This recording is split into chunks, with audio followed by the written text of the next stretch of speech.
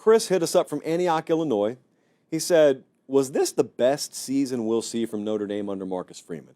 It's hard to see them getting the path to another title game anytime soon. I disagree with this, but I know where you're coming from. So I don't think the logic holds anymore. But I had this logic for a long time. I got to be honest with you.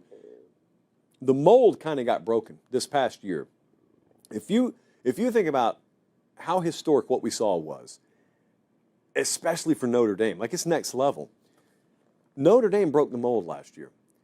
And you think, what, the mold of Notre Dame? No, the mold of college football broke. It felt like the mold of college football had set itself up in such a way that Notre Dame had been left in the dust. Notre Dame's opportunity to compete for a national championship was in the past. That's how a lot of folks felt. That's how I felt. When you looked at talent acquisition, when you looked at where the best players were going, when you looked at the times they did make the playoff and ran into an Alabama a couple of times or Clemson and how far away they still were, relatively speaking, you thought to yourself, the best they can ever hope to do is get in the mix from this point forward. They're never going to win one.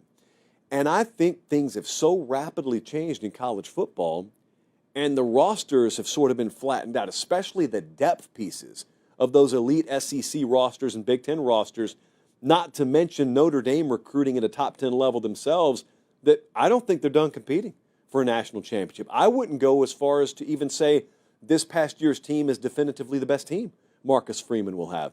I think he'll have more talented teams coming up. Now, here's the follow-up to that. Having the talent's one thing. Hey, quick timeout. Check and see if you're subscribed to the channel. If you're not, make sure you do. It's free. It doesn't obligate you or sign you up for anything. It just helps us keep the channel free. All right, back to the show. He'll struggle to ever have the dynamic that this past year's team had. I don't care how many 5 stars they bring there.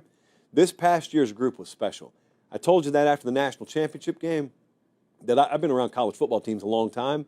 There was never a team I felt was more like together and embodied what a team is at its very best more than Notre Dame. I was at the Broyles Award this past weekend, and Al Golden won the award for the best assistant coach in the country, and he's talking about his long career. You look at his Wikipedia page, and it is lengthy. And he said, the culmination of my entire career was being able to be a part of that the last couple of years and being able to just kind of be on that ride. Unbelievable. So getting the talent's one thing. They got to make sure they keep that culture in place as well. But they're rolling elite staffs out there. They are acquiring talent at a top 10 level. Like they're going toe-to-toe in recruiting with the big boys. Don't overlook that. Marcus Freeman has a rock-solid organizational structure. They're also very forward-thinking with the way they hire and the roles that they hire guys into, and now everyone knows what's possible there.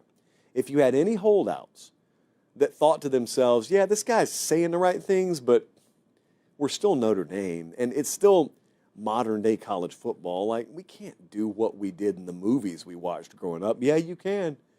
Maybe that and then some. So, no, I don't agree with the premise of the question. But I used to think that way up until a few years ago, up until this year maybe.